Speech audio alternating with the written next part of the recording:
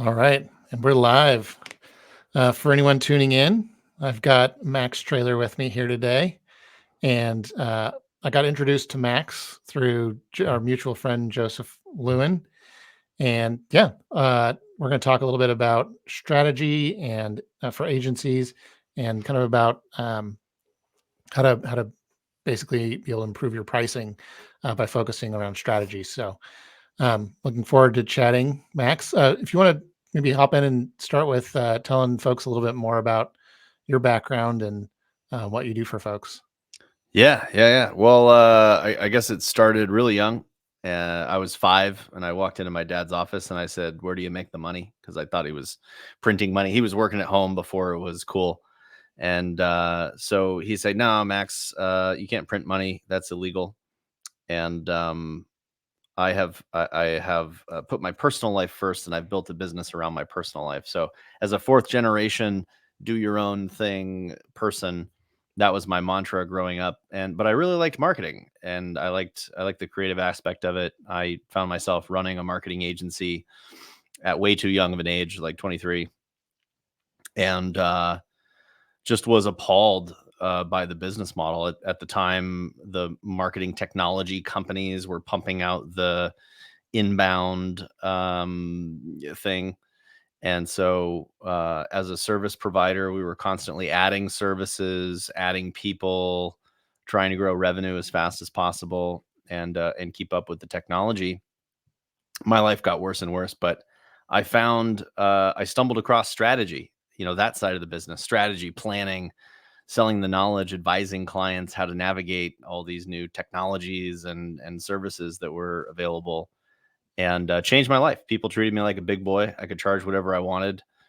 Um, and Shortly after that, we had the opportunity to license our strategic process to other agencies all around the world. And so those two events, one, strategy, and two, being able to monetize the intellectual property, those two things really shaped my career.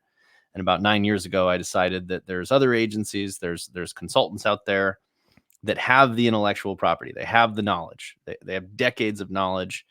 And I want to help them turn that into strategic consulting services and some of the other business models that I accidentally fell into at a young age. So simply, I help agencies productize their consulting services. Awesome. Well, I'd love to jump right in and dig into that a little bit further.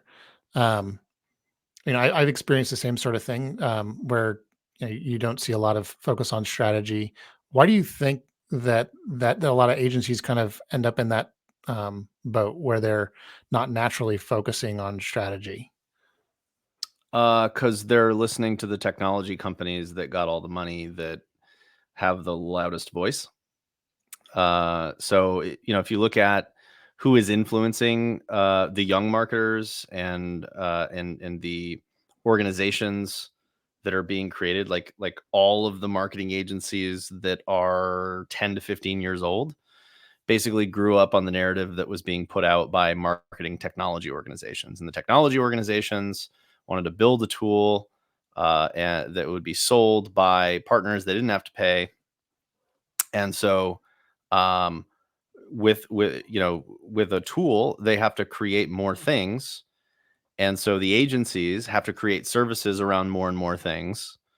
And so the exciting thing, the thing that they talk about, is always the new tactic, or the new technology, or the new breakthrough, or the new trend. What's not sexy is strategy, is the things that are going to be valuable and going to last a lifetime. The ability to understand your customers, the ability to position yourself in a unique way. These aren't the things that people are shouting from the top of a mountain with the big ad budgets and all the market penetration. And so,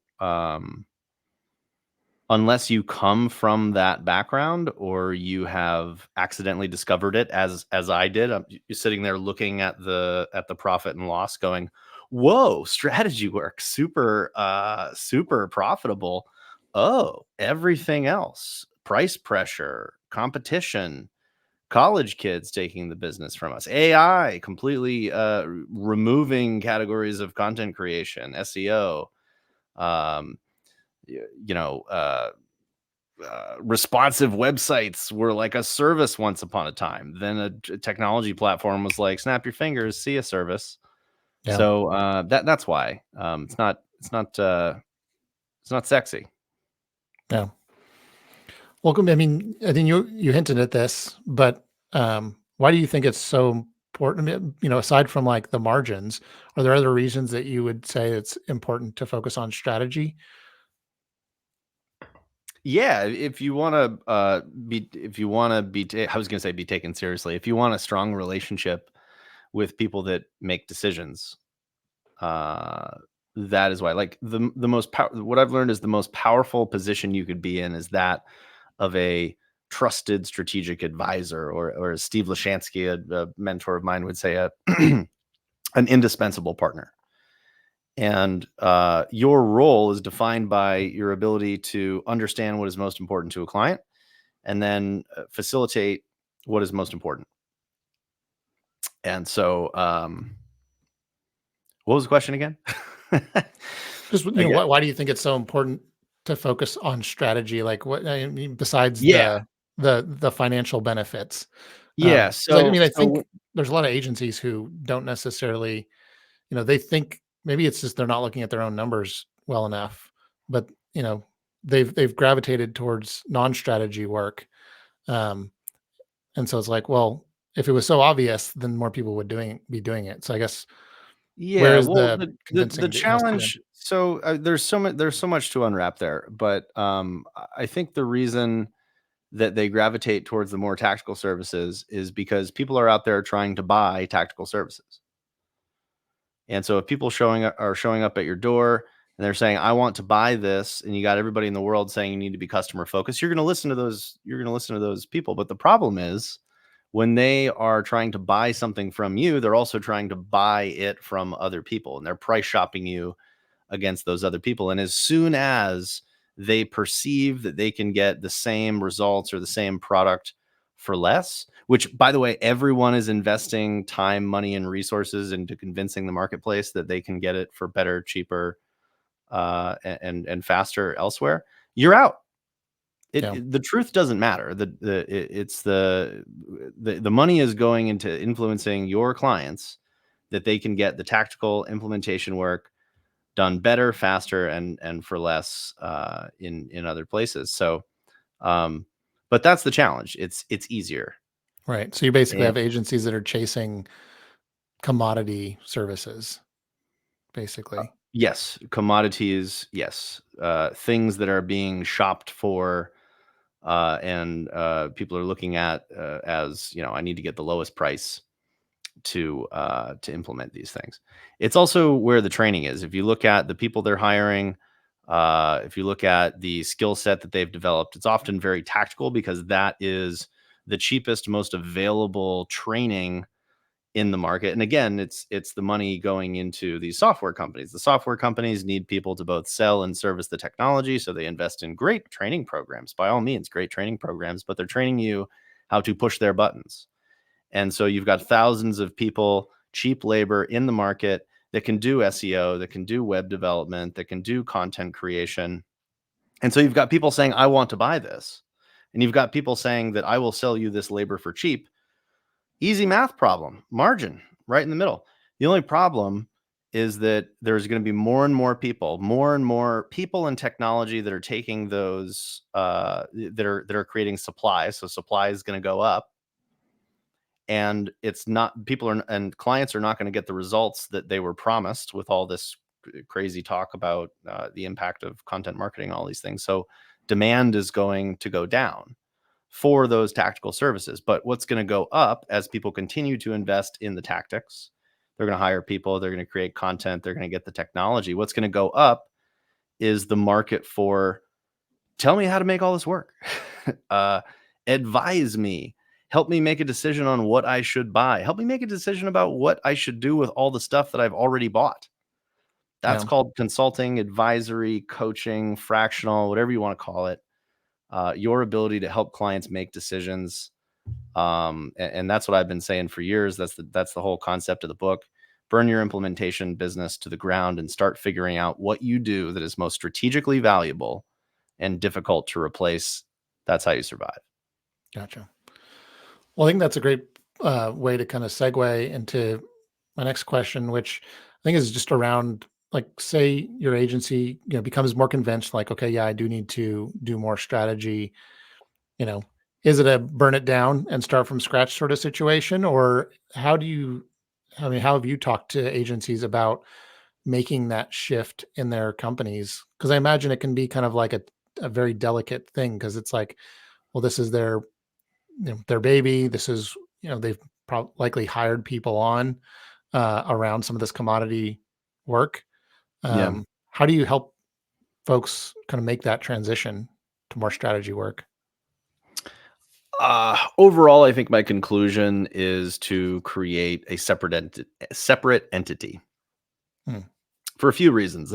I first got that idea. I was interviewing the CEO at or the CEO of the sister consulting practice of Hill Holiday, and I was talking to her, and I said, why did you create a separate entity for the consulting practice?" And she said, "Well, I didn't want to have to explain myself to all the people that livelihoods depend on selling the traditional implementation services.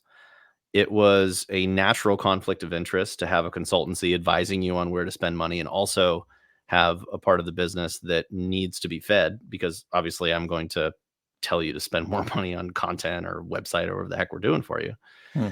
And so in that, I started to see a lot of the reasons that I failed myself at transforming the content agency that I had created, by all means an implementation firm, into a strategy firm. And it's because every single person that I hired was not a strategic thinker. Their livelihood was not attached to helping clients make decisions. It was attached to delivering what clients said they wanted, which is inherently like the opposite of consulting. You're either a decision maker or an order taker, and I had built an organization of order takers. So it's a real challenge. It's a real challenge for agencies. The way I see them transition is to take their current process for creating a proposal or bidding on a deal. They'll analyze the situation. They'll come up with some recommendations. They'll create a budget and identify some necessary resources, all the strategic things that you would do. So the gateway drug is to take that proposal creation process and charge for it, call it strategy. Hmm. And one day you will be looking at a balance sheet where you can see the profitability, and you're going to measure it in hours, because that's what they do internally. You're going to see the dollars per hour of strategy work, and you're going to see the dollars per hour of implementation work. Yeah. You're gonna And realize, at that point, you follow the money. yeah. um, but I think it's going to be easier for agencies because um, AI is wiping out the job roles that are the reason people are have been sticking with tactics over strategy for years. They got mouths to feed. They're good people. Agency's biggest problem is the founders are really good people. I was always attracted to that. Always incredible people. They want to help others. So they have a team of 10, 20, 30 people, and they're like their children. They're not gonna fire these people. And so that has been a natural deterrent from changing the way of doing business, where these implementation folks have no place in a lot of ways. But AI has come across and said, "Oh, you got 6 people on your roster that do SEO. Sorry, wiped out, gone. Content people wiped out, gone." So there's not many creative roles left that haven't been, obviously at the enterprise there's going to be roles that are protected, but small, medium-sized agencies catering to businesses outside the Fortune 500, they can't survive with the people they have. So I think they're going to be left with agency principals that have a lot of knowledge, I think clients are going to go, hey, help me, just like advise me on what to do, and I'll get some freelancers and some AI tools to do the work. I think they're going to naturally gravitate towards strategy, where in the past they could sort of remain in denial. It's why I'm excited to get back into agency world, because I've sort of taken a few years off of really focusing in the agency space. You mentioned, you know, the these non-strategic thinkers, these more tactical thinkers that a lot of these agencies are hiring. What sort of advice would you give to one of those tactical thinkers where they're thinking, well, I want to become, you know, somebody who can provide more strategy, basically be more valuable to these agencies? Or is it something are you born with it, or is it something you can develop? And if so, like, what do you think There, about that? I think there are people that have a natural skill set towards it, but it is not the fault of the tactical thinker that they think tactically. They were tactically trained. Hmm. Uh, so what they have to do is go seek out relationships, groups, education in strategy, in strategic thinking. They have to see that it is an entire profession, and right now they don't understand it. They haven't hung out at the industry event where all the strategic thinkers are there, helping businesses make decisions. There's methodologies, there's guides, there's people that can mentor you. It's all there, but again, it's not in the mainstream. It's not what you've been exposed to. It's not what you've been taught. It's not what you've been hired for. It's not the way you've been compensated, incentivized. It's just you probably don't even know that it exists. And so the sooner you jump in, you talk to people, you investigate, and you tell your employer or start doing work on the side and say, I'm gonna why aren't we selling the plan? Why isn't planning strategy a part of our proposals? Why doesn't the word exist next to the numbers? And uh, what if I started selling that, on the side? So I think if you wait for an employer or a client to ask for it, you're too late. You got to see the writings on the wall, and you don't have to listen to me. Listen to David Baker, listen to the other people on your show, David. Listen to anybody that has been talking about and influencing agencies for the past 10 years. They've been saying this the whole time. Just you need to actually start listening. Yeah, Yeah. that's the answer. Start listening. Open up your ears. uh, yeah. Well, so I guess what are some like practical steps that you would say that more agency founders could start with, like, today? Like, if they're convinced of a lot Yeah. of this, they realize they need to move in the direction of more strategy. Um, I know you Yeah. mentioned like kind of charging for the planning part, but are there any other pieces that they should be thinking about? Yeah. So, well, it starts with the sales process, because you're giving away your most strategic knowledge. Investigating the client situation, making recommendations, prioritizing things, educating them about budget. That should be charged for. But second to that, let's say you're doing SEO or content creation or website development. Really look at every step of that process, and which of those steps are strategic and which of those steps can be done by other people, and rank them, right? Like on the left hand side, you'll have things that require deep thinking, knowledge about buyers, things that can provide value long after the thing that you're doing is done, right? So if I'm creating a website and I have to investigate how buyers think and what they want, that piece of information, even though it's a part of today's website project, it will be valuable to that organization and other departments long after that project is done. That means it's strategic, and that is the key to price premiums. And so that's what I would do. I would take a look at your current services and recognize that you today are delivering both strategic and tactical, Hmm. but you're a slave to the tactical business model, meaning you are charging competitive market rates. And by the way, the gig economy and AI is destroying those market rates. Yeah. Like they're bringing it literally down to zero. Yeah.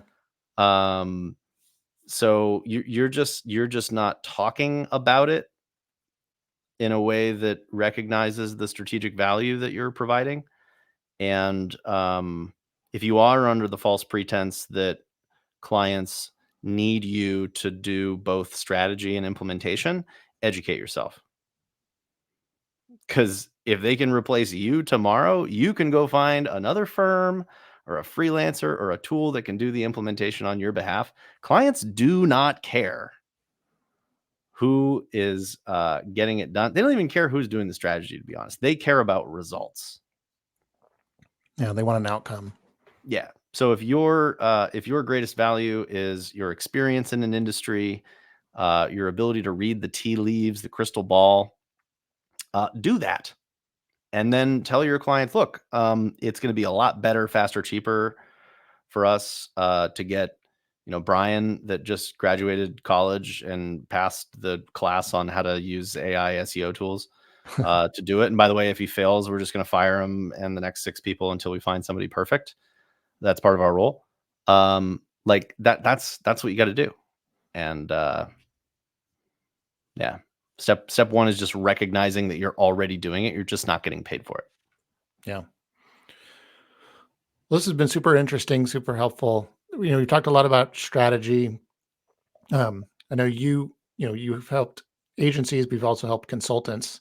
Um, and I mean, strategy is kind of the business of consultants, um, but you also help them productize in particular. So how do you approach? I guess what are your first? I guess maybe define terms. I've heard people talk about productizing services, and they use it a lot of different ways. So how do you use it, and how do you apply it to, or how would you apply it to agency strategy and consulting? Yeah, yeah. I mean, synonyms: systematize, deliver with consistency. You deliver the same results using the same things, the same steps, and you charge the same way. It got really dark in here all of a sudden. How did that happen? I don't know. I thought maybe My I have one of the clouds natural or something. lighting, and now it's dark. So apologies. No glasses necessary. It'll get light again soon. But yeah, it doesn't mean that you're actually creating a product. It means you're treating the service as a product company would treat a product. You wouldn't produce something if you didn't know what it costs to deliver, how long it costs to deliver, what resources you need. But yet strategy seems to get a pass in that, like, oh, well, it's just like this really smart person, and it's different for every client. We just like make it up every time. No, there is a thought process. There's a decision making process. There are outputs in the form of recommendations, resources, decisions. Those can be codified. Those can be taught.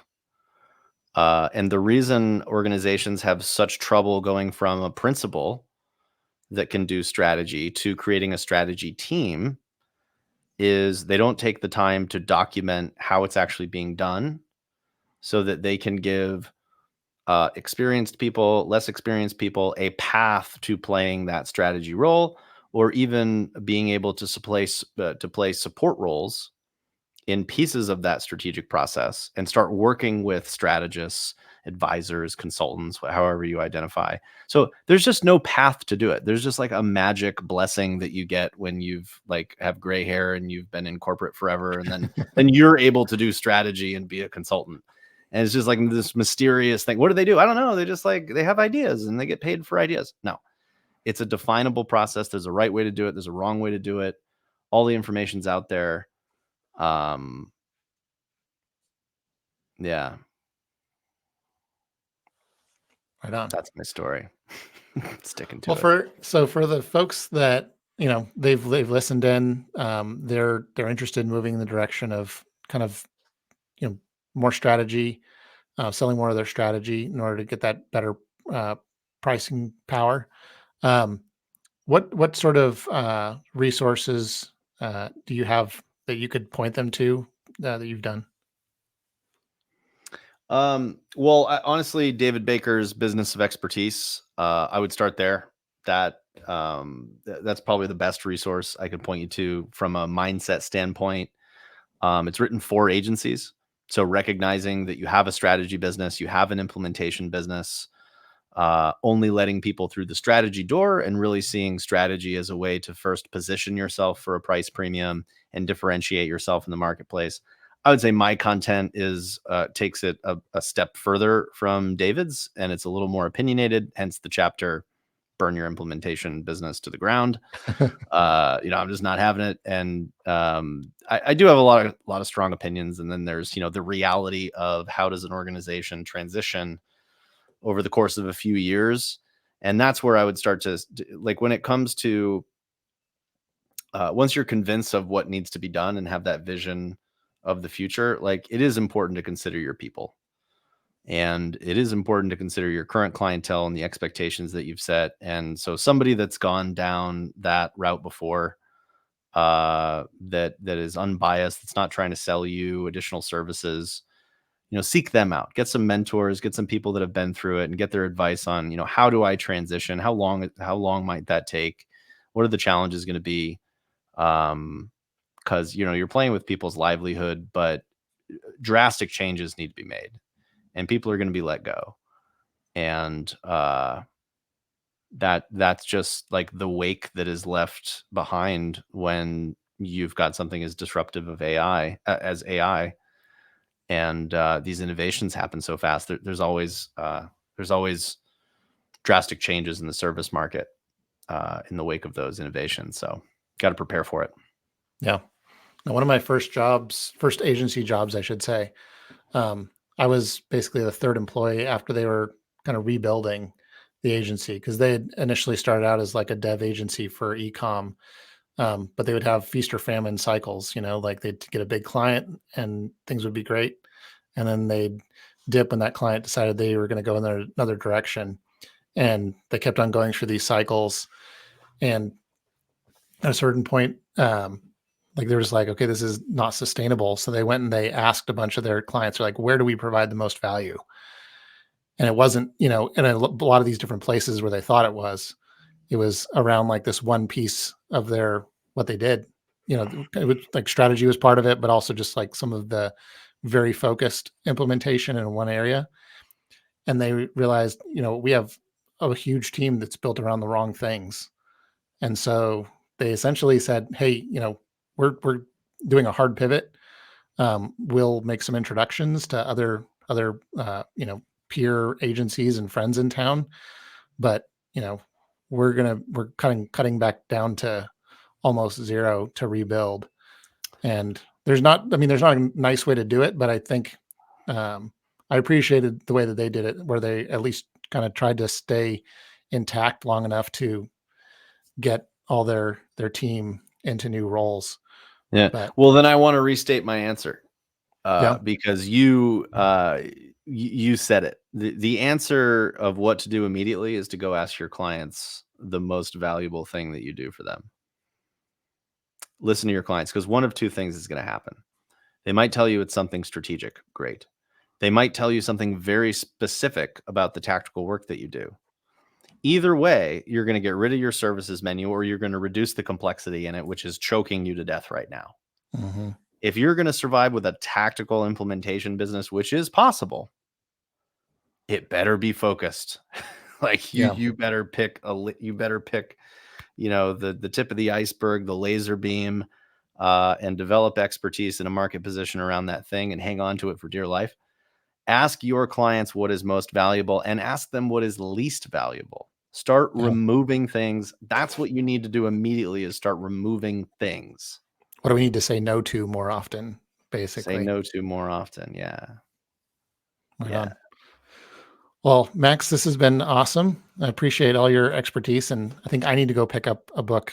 I'll pick up your book after this and read through it. Um, this has been super super awesome. So, Yeah. thanks so much for coming on. I would suggest Consultant Survival Guide. I basically took all the things from the agency survival guide, added new things to it. I decided long ago that I wanted to write one book many times. So Yellow is the most recent. And if you haven't read David Baker's Business of Expertise, That's an absolute. So you get the yellow and the red, Nice. You you'll just be need a making green some. book to You'll. complete it. I was thinking green. Yeah, I'm in the mood to do a children's book. I'm talking to a creator because I've done the book thing, and I think a children's book would be hilarious. On consulting. Yeah, yeah. The irony is I'd be treating business owners like children. So it's actually it'd be a book for business owners, but written a- as if they were a child. I like I it. don't know. I haven't thought it fully through. That's why I'm seeking consulting help. Right on. Well, thanks again. And yeah, I hope we'll see each other around. Cheers, David. Thanks.